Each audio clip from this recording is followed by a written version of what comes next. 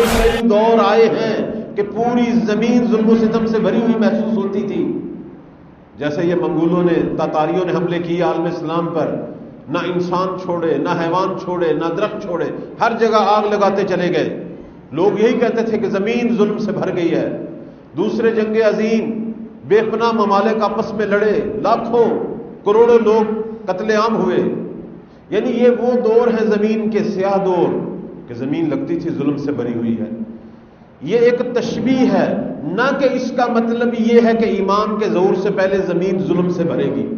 ہرگز اس کا یہ معنی نہیں ہے، ہرگز اس کا معنی نہیں. اسی لیے بعض لوگ پھر یہ سوچتے ہیں، ہمارے اندر جو شیطانی گروہ ہیں وہ یہ کہتے ہیں کہ اگر مولا نے اسی وقت آنا ہے جب زمین ظلم سے بھرنا ہے تو پھر ظلم کرتے ہیں، گناہ کرتے ہیں تاکہ زیادہ گناہ ہو، مولا ظہور کرے. یہ شیطانی سوچ ہے. کبھی بھی حرام سے شفا نہیں ہوتی اور کبھی بھی گناہوں سے نیکیوں کا امام ظہور نہیں کرے گا.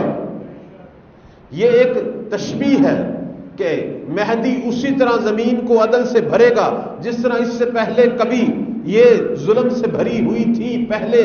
نہ کہ مہدی کے آنے سے پہلے، بلکہ اگر مہدی کے آنے سے پہلے زمین کو دیکھنا ہے تو پھر احادیث کو دیکھو.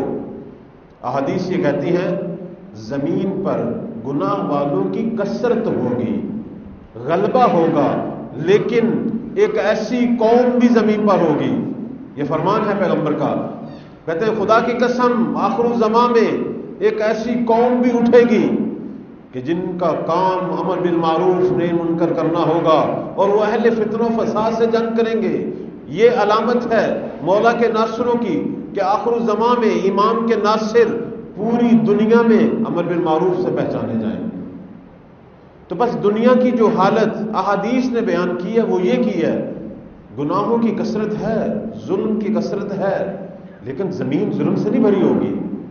ایک حصہ دنیا کا اسی امام کی ظہور کے لیے تیاری کر رہا ہوگا، چھوٹی چھوٹی سطحوں پر ظلم سے لڑ رہا ہوگا، چھوٹی چھوٹی جگہوں پر فتنہ و فساد سے مقابلہ کر رہا ہوگا، اور بڑی سطحوں پر چونکہ نہیں کر سکے گا اس وقت امام کو پکارے گا، کہیں گے مولا جہاں تک طاقت تھی ہم نے کر دیا، اب ہم تیار ہیں کہ آپ کی قیادت میں پوری دنیا سے ظلم کو ختم کریں، آپ ظہور کریں، ہم جانیں نشاور کرنے کے لیے تیار ہیں.